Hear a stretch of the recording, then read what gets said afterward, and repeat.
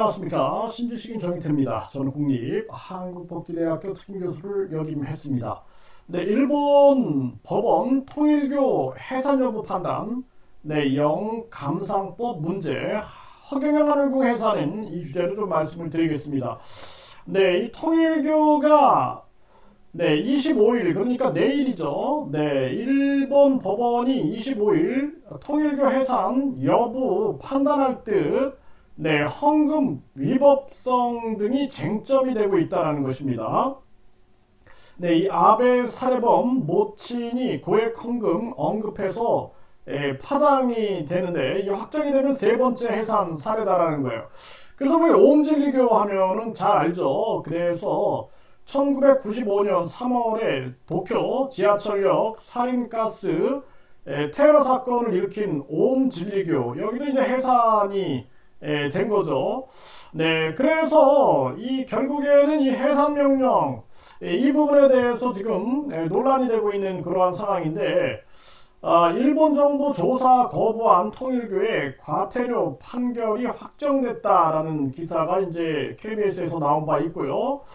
여기서 이제 문제가 되는 것은 이 가정연합, 그러니까 통일교 아베 신조 전 총리 살해범이 가정연합의 고액 이 헌금 문제를 범행 동기라고 주장을 했고, 특정한 물건을 사면 악령을 제거할 수 있다는 등의 주장을 믿게 해서 고액에 판매한 이 영감상법 등을 둘러싸고 비판을 받았으며, 네, 일본 정부가 단속에 나섰다라는 것입니다.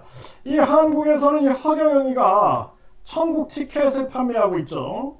네, 천국 티켓. 그래서 본인에게 축복 100만원, 그리고 300만원 천국 티켓을 구입하게 되면 천국에 간다라는 거예요.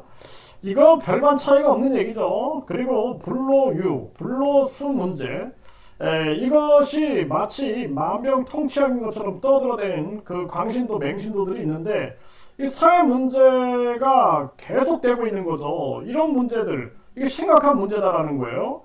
그리고 뿐만 아니라 각종 이런 영감상법을, 그러니까 영성상품들이죠, 한마디로. 네, 그런 영성상품들, 이런 것들을 판매하는 행태들을 보게 되면 이 또한 심각한 문제다. 그리고 이 허경영 같은 경우에는 본인이 우주만물 창조신이다, 하나님이다, 재림 예수다 하면서 지금 준강제 추행부터 해가지고 각종 의혹을 받고 있죠.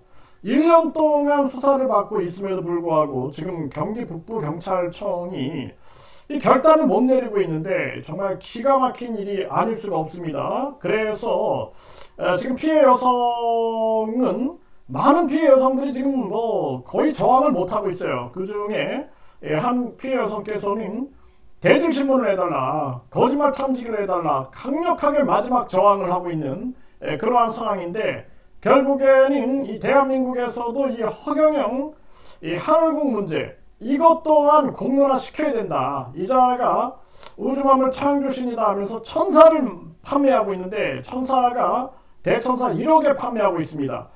이거 있을 수 없는 일이죠. 우리가 무당들이 무슨 신내림 굿처럼, 신내림 굿이 아니라 이제 허경영이 천사 들어가라 하면은 그게 1억이에요. 1억. 예, 1억이 됩니다.